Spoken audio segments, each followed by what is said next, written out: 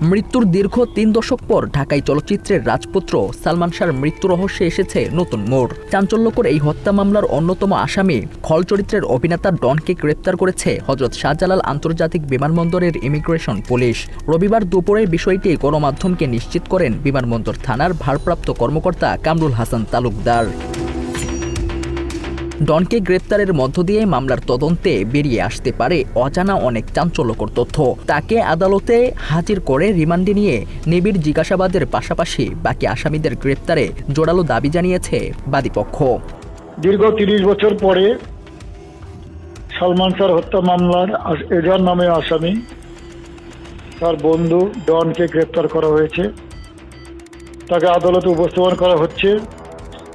আমরা আশা করছি তাকে রিমান্ডে নিয়ে জিজ্ঞাসাবাদ করা প্রয়োজন এবং তার যারা অন্যান্য যে আসামি আছে তার স্ত্রী স্বামীরা তাকেও যেন তদন্তকারী কর্মকর্তা দ্রুততার সাথে গ্রেপ্তার করে আদালতে উপস্থাপন করে।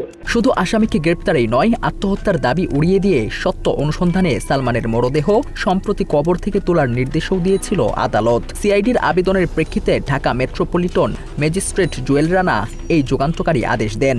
একই সাথে নির্বাহী ম্যাজিস্ট্রেটের উপস্থিতিতে নতুন করে সুরতহাল ও ময়নাতদন্তের নির্দেশ দেওয়া হয়। যদিও শেষ পর্যন্ত কবর থেকে তোলা হয়নি মরদেহ, বাতিল করা হয় আদেশ। এই অবস্থায় ফিরে দেখা যাক ইতিহাসের সেই কালো অধ্যায়। ১৯৯৬ সালের ৬ সেপ্টেম্বর ইস্কাটনের বাসা থেকে উদ্ধার করা হয় মাত্র ২৫ বছর বয়সী এই মহানায়কের মরদেহ। শুরু থেকেই পরিবার ও কোটি ভক্তের দাবি ছিল এটি পরিকল্পিত হত্যাকাণ্ড। সাজানো আত্মহত্যা মামলাটা আল্লাহ যে কবুল করেছেন এবং মাননীয় আদালত অনেক সুন্দরভাবে তার কারণগুলো তুলে ধরেছেন, আবার নির্দেশ দিয়েছেন যেটাকে হত্যা মামলা হিসাবে গ্রহণ করা হয় এবং সেটাকে যেন চালু করা হয় অনতিবিলম্বে। একাধিক তদন্ত সংস্থা সালমানের হত্যা মামলার তদন্ত করে। সর্বশেষ পুলিশ ব্যুরো অব ইনভেস্টিগেশন বা পিবিআই বিষয়টিকে আত্মহত্যা বলে চূড়ান্ত প্রতিবেদন দিয়েছিল, যা শুরু থেকেই ছিল প্রশ্নবিদ্ধ ও বিতর্কিত। সালমান শাহর পরিবারের দীর্ঘ লড়াই এবং আদালতের নানা চড়াই উতরাই পেরিয়ে অবশেষে সেই অপমৃত্যুর মামলাটি হত্যা মামলায় রূপ নেয়। দেরি হওয়ারও কারণ আল্লাহর ইচ্ছা, আজকের আদেশ ওইটা আল্লাহর ইচ্ছা আমরা মনে করি। আল্লাহর উপর ছেড়ে দিয়েছিলাম, আল্লাহ আমাদের উপর দয়া করছেন। তার লক্ষ লক্ষ ভক্ত আছে, ভক্তদের হয়তো কারো না কারো কথা শুনছেন। তার মা নীলা চৌধুরী লন্ডনে আছেন, ওনার যে ইবাদত হয়তো আল্লাহ কবুল করছেন। মৃত্যু প্রায় ২৯ বছর পর গত বছর এই ঘটনাকে হত্যা হিসেবে আমলে নিয়ে বিচার কার্যক্রম পরিচালনার নির্দেশ দেন ঢাকা মহানগরের ৬ষ্ঠ অতিরিক্ত দায়রা জজ আদালতের বিচারক। এরই ধারাবাহিকতায় গত বছরের ২১শে অক্টোবর রাজধানীর রমনা থানায় একটি হত্যা মামলা দায়ের করেন সালমান শাহর মামা মোহাম্মদ আলমগীর। মামলায় প্রধান আসামি করা হয় সালমানের সাবেক স্ত্রী সামিরা হককে। অন্য আসামিরা হলেন প্রযোজক আজিজ মোহাম্মদ ভাই, শাশুড়ি লতিফা হক লুসি, ডন, ডেভিড, জাভেদ, ফারুক, রবি, আব্দুস সাত্তার, সাজু এবং রেজবি আহমেদ ফরহাদ।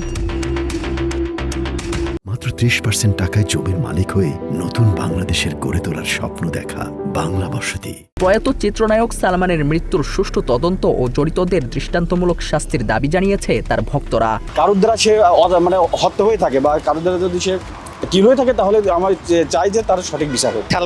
সালমান ভাইয়ের খুব বড় ফ্যান ছিলাম, ওই হিসাবে আমার দাবি থাকবে যে এটার সঠিক বিচার এবং তদন্ত হোক। যদি লাশ তোলার পরে ময়না তদন্ত হওয়ার পরে যে সঠিক অপরাধী ধরা পড়ে, তাহলে আমার মনে হয় যে আপনি তদন্ত করা উচিত। আমরা আশা করি, দোয়াও করি যে সঠিক বিচার হোক, কেননা উনি ভালো মানুষ ছিল, অনেকে মারা হয়েছে, এত বছর হয় না। এই সরকার যদি পারে।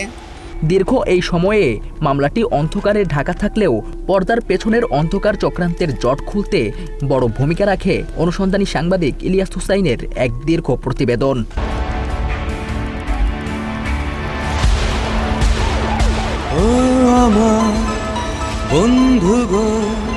সাংবাদিক ইলিয়াস হুসাইন তার ওই প্রতিবেদনে দেখিয়েছেন এই রহস্যজনক মৃত্যুর পেছনে কারা জড়িত ছিল, খলনায়ক ডনসহ কারা কিভাবে জড়িত ছিল এবং কিভাবে পুরো ঘটনাকে আত্মহত্যার নাটক বানানো হয়েছিল তাও উঠে আসে সেখানে। হত্যাকাণ্ডের আগেও পরে ৬ লাখ করে মোট ১২ লাখ টাকা দেন।